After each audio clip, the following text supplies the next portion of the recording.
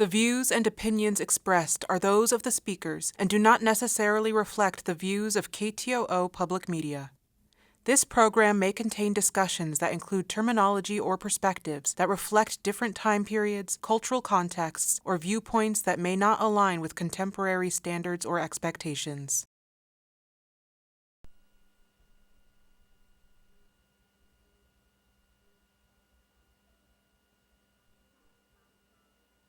Tell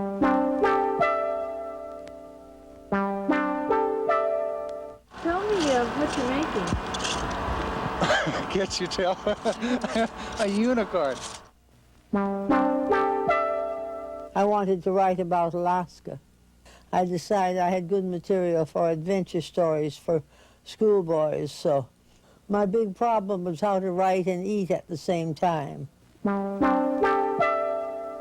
We collect anything relating to Alaska in all formats. So we have publications, we have manuscripts, we have archival records.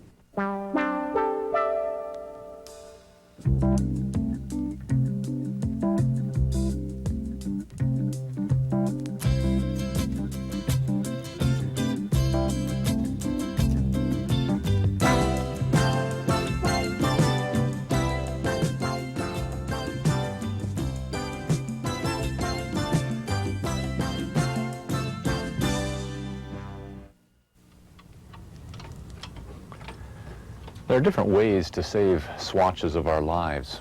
One of them is to write our experiences down and put them in a book.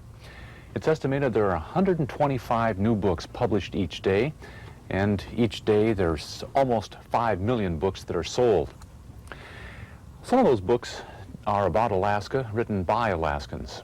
Greetings and welcome again to Rain Country, the weekly television journal of life in Southeast. I'm Scott Foster. You know, anyone traveling in Southeast for very long isn't going to have a hard time coming up with a lot of experiences that bear repeating. For most of us, that recitation takes place in chats with friends or with letters to family. Some people, however, seek a larger audience. One woman who was born in Thorn Bay and now lives in Wrangell, during the 1940s to the 1970s has written books about her experiences in Southeast. Didn't I tell ya? The good old Juneau rain always waits for visitors and then comes down over the mountain with a welcome committee 100 million strong. As the channel grew narrower, Robert began to watch for Juneau. He had seen the town often, but only briefly each time. Every year, coming in the spring and going out in the fall, the steamer stopped for an hour or so at the capital. Other than these stops, he'd had only 2 visits. One was a visit to the dentist. The other time was when he lost his gumboots in the quicksand and had to go in to get fitted with another pair. He looked ahead at the bulky, dark rise of Mount Juneau and knew that the town lay in the curve of the shore ahead. Off the starboard bow, on Douglas Island, he could already see the buildings of Treadwell Mine. Millions of dollars in gold had been mined there. It was an immense layout, with its own stamp mill where the ore was pounded to powder and the gold washed out over mercury plates. As he watched, Juneau came into view. Blurred in the heavy mist, the town rose over a little hill at the base of the mountain. The white Capitol building stood out in the middle of everything. Well, I've never written a novel. I just write stories. Margaret Bell Wiks' stories of growing up in Southeast Alaska have been intriguing children since her first book in 1943. Published in America and in 5 foreign countries, her books use actual family experiences to create adventures for young readers. Watch for a Tall White Sail is the story of my mother's coming to Alaska. And my father did sail a sloop to Alaska. Daughter of Wolf House is about the Haida natives, their village. I had an uncle who married a Haida girl, much to the distress of the entire family, being Scottish and awfully chauvinistic. But she was a charming and beautiful girl. And so I went and stayed the whole summer in Heidelberg. I was already acquainted with the Haida. They're a very fine, beautiful native group. They're awfully good-looking people. And I stayed there just to try to absorb a little of their attitudes. before I began writing about them. I think that not enough has been said about the pioneer women of Alaska. You can find out a good deal about the men. The pioneers all seem to be males.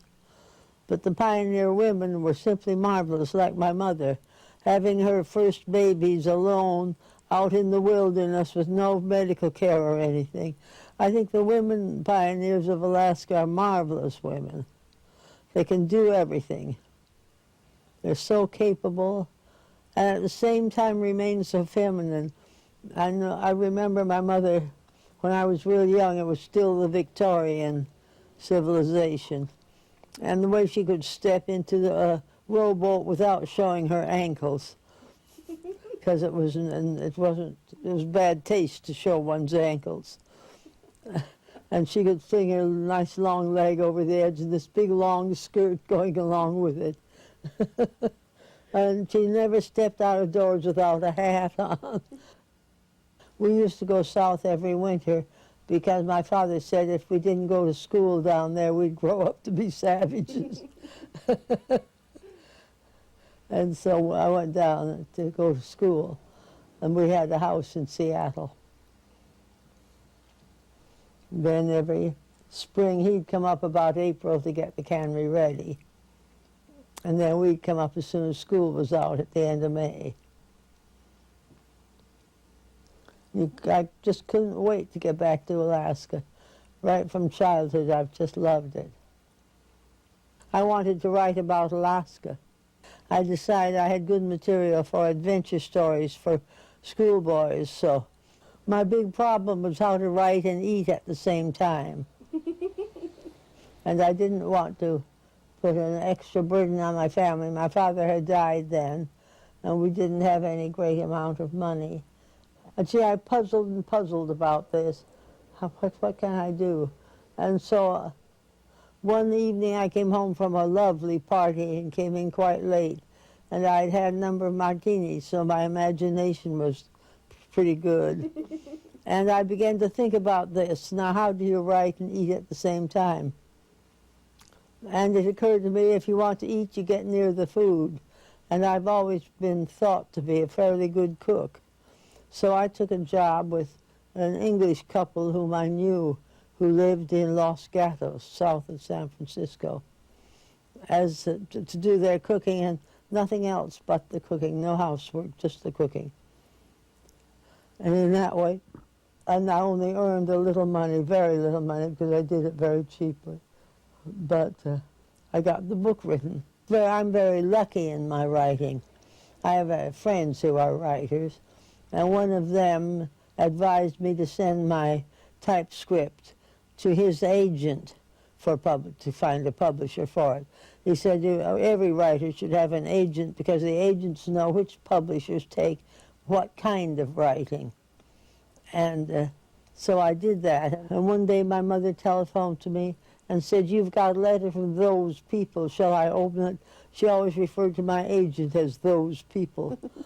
And I said, "Of course." And so she read it, and it said that William Morrow and Company had bought my book. Oh, gee, I was thrilled. Was your family excited too? Yes, they were. They didn't think it would ever happen. They thought it was just another of my loony ideas.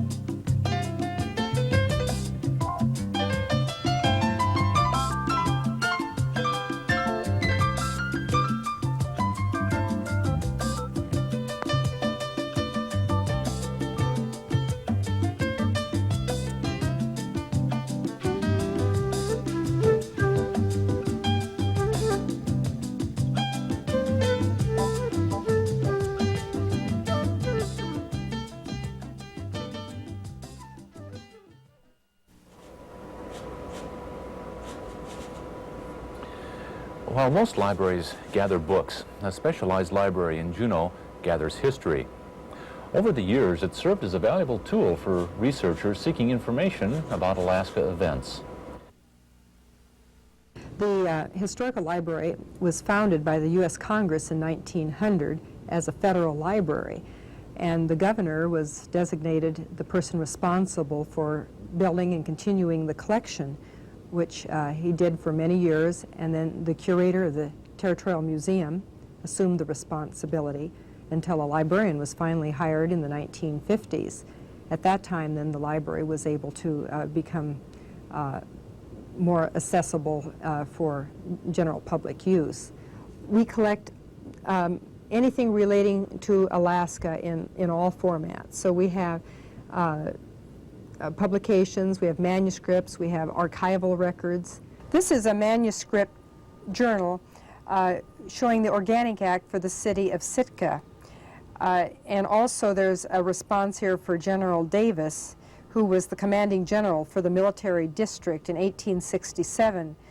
The people in Sitka had petitioned the military commandant there, asking if they could establish city government so that they could have schools and take care of local municipal affairs. And he gave his permission in this letter, and then there's a preamble and the Organic Act, and then the various ordinances that were passed. Some of the rare books we've acquired, I have one here.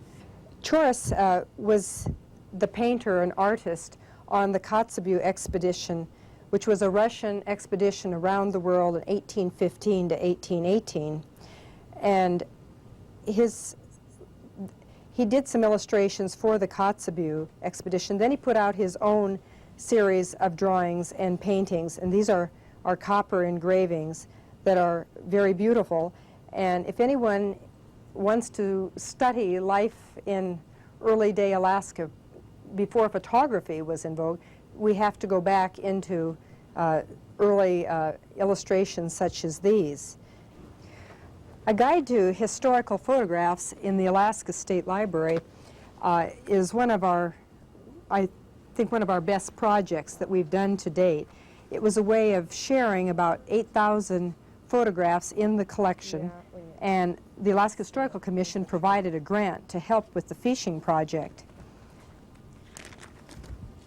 This collection is in about 100 libraries in Alaska and other locations around the United States. The project also was served as a conservation project to save wear and tear on handling old originals. So we use it as a browser file. And we have 56 collections on fish, which is just a very minimal number of our total collections here in the library, which probably number around 100 or 200 collections today. There are pictures in this library that deal with all parts of the state, and so people in Nome are very interested to see what photos we have of Nome, but they all might not be able to travel here. So by being able to share these statewide, more people have access to them. Sometimes in response to requests, we'll also, in answering one person's question, we'll try to find a way of sharing material further, and the Kuskokwim Community College needed a copy of the Eskimo, which was the first newspaper published in Alaska. It was done by the Western Union Telegraph Expedition in 1866 to 1867. And we microfished the publication, and we have some information on it and some sample pages here. And we sent this out in the depository program so it could be used around the state. To help people use the collection, such as our manuscripts and photographs that have come in, we have many finding aids here in the library to access material.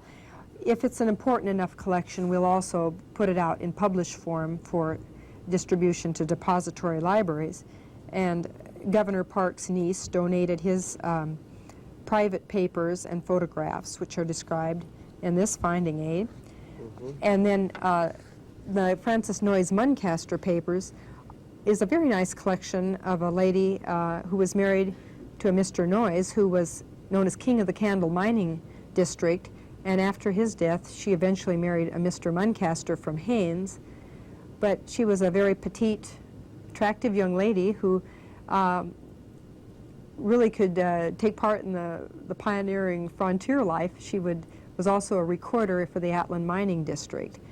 And the museum has a very fine ivory collection that she had collected when she was up in Arctic Alaska.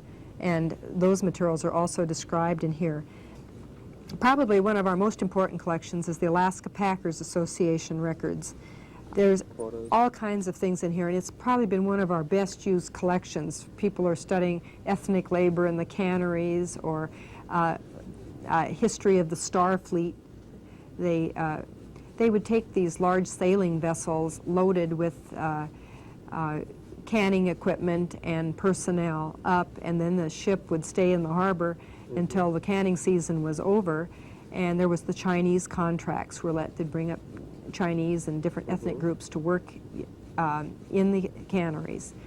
And there's over 500 maps in here that show various salmon trap locations, that show properties owned by the packers. There's handwritten histories. There's pack reports. There's even things that the company gathered for their own information. There's extensive files of shipwreck reports.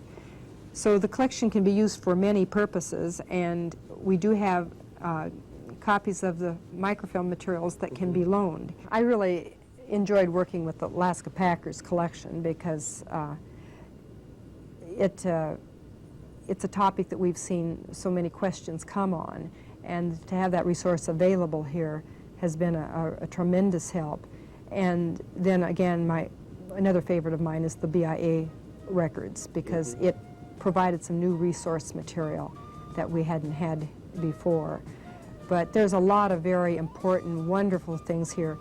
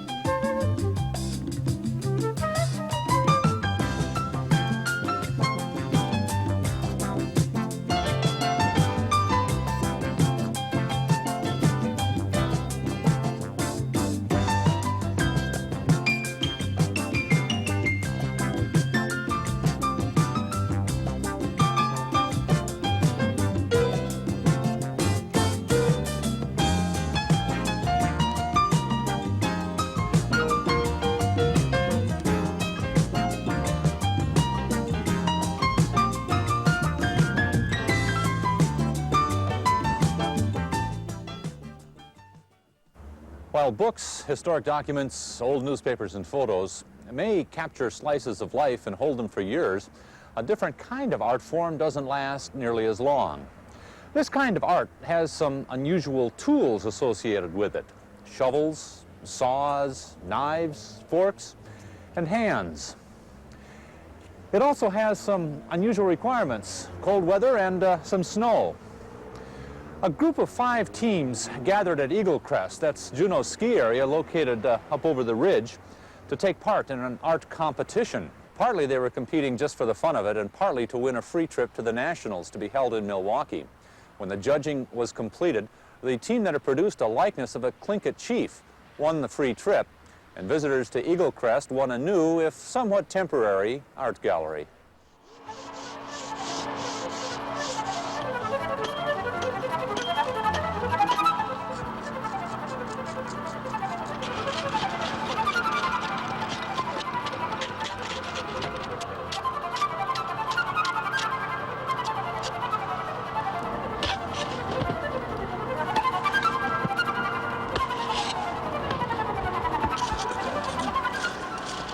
Tell me what you're making.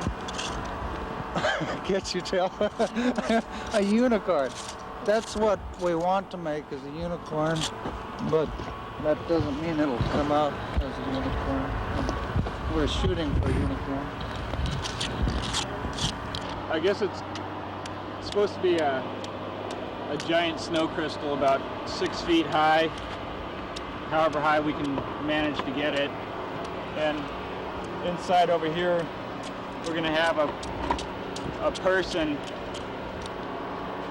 doing a snow dance. I wanted to do something that, like, it's easy to walk around and not notice snow and ice crystals, and so that's why I wanted to blow one up, and you got to stand at the right angle and get up close enough to actually to see the dancer inside. We're making two kissing Eskimos. They're going to be, anyway. Is it like what you expected to look like so far? Surprisingly, yes. There, yeah. A little bit harder than we thought. Yeah, it didn't look anything like we expected until just a few minutes ago, really. We just had this monstrous block of snow. Have you all ever done anything like this before? No. In the backyard. Tell me what you're making. This is a bust of a Tlingit chief, and we haven't decided exactly who it's going to be yet. I sketched a friend of mine. I told him if it looked enough like him that I'd name it. I'd give it his name, but if it didn't, it's going to be Alan. Alan, my partner here, his great-grandfather's name is Chief Analash, so we're going to try to push it toward that likeness too. Gonna be a bear after I have lunch. So I don't know. Show up late and I'll get to it. Not worried. Been dreaming about it for weeks. Ever done any snow sculpture before? Yeah, quite a bit, but not in competition. As I was growing up, I used to always tear them up with the snow. Do you have any artistic background at all that's helping you out? I've carved in soapstone and wood. Nothing this big. It's a little different. But it's basically the same, just getting the form down and then going from there and trying to get details.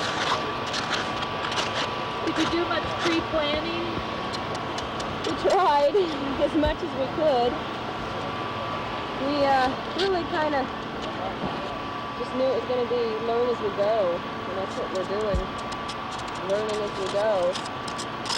I did a couple of different size and side drawings, and I did a couple of clay sculptures of it beforehand. And, so I got a really good idea what it looks like in the 3D, but it's just trying to get the snow to reflect that.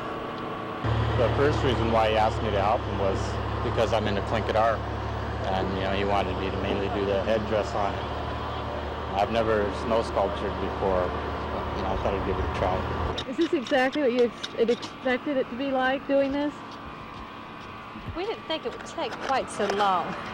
We kind of expected to be here about 2 hours and, be through. Looks like we're going to be here most of the day. The snow's just a little bit harder than I thought it was going to be. I thought it'd be a little softer, easy to work with. I'm mangling up my shovel, bending the edges. As far as sculpture is concerned, if you take it real serious like you might another business or work, you kind of lose something. So if you have a lot of fun, or if you laugh, or the more pleasure it is, it shows in your work.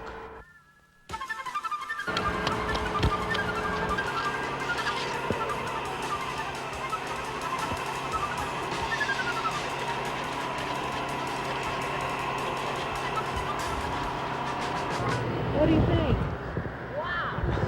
It's looking a lot less like a kangaroo all the time. People have been skiing by. Hey, what is that, a pig, a kangaroo? It's like, so it's getting better.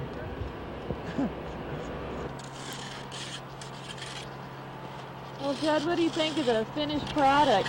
I think it's awful. And I'll be glad when it's over. What was the hardest thing about it? Getting up in the morning and come up here.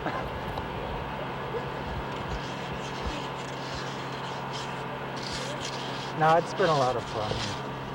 It didn't turn out the way we would have liked to. How do you think it could be better? Start over. Ginger, are you happy with the way it turned out? Yeah, we are. Turned out better than we expected it to, really. What was the most interesting part of doing this? Getting the 8-foot block down to a workable piece. That was the hardest part anyway. And from then on, once we got the original shapes, it was fun. The detail was fun. The rest of it was hard work. I wanted to attract people to come and look inside by having straight walls and then a nice, originally plan was to have a nice smooth form, a figure inside that was doing a dance, but he disintegrated. Think you'll do this again next year? Yeah, I think it will. It's a lot of fun. Even if I'm not a winner, I'm just having so much fun. It's like being one. It's great. I do like this.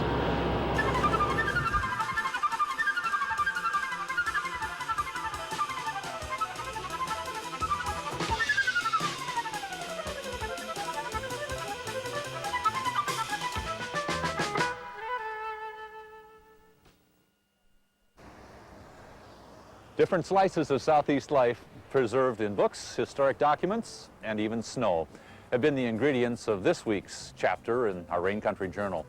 We'll be back again next week and add some more to our growing chronicle. Hopefully you'll join us then. I'm Scott Foster. Have a good day.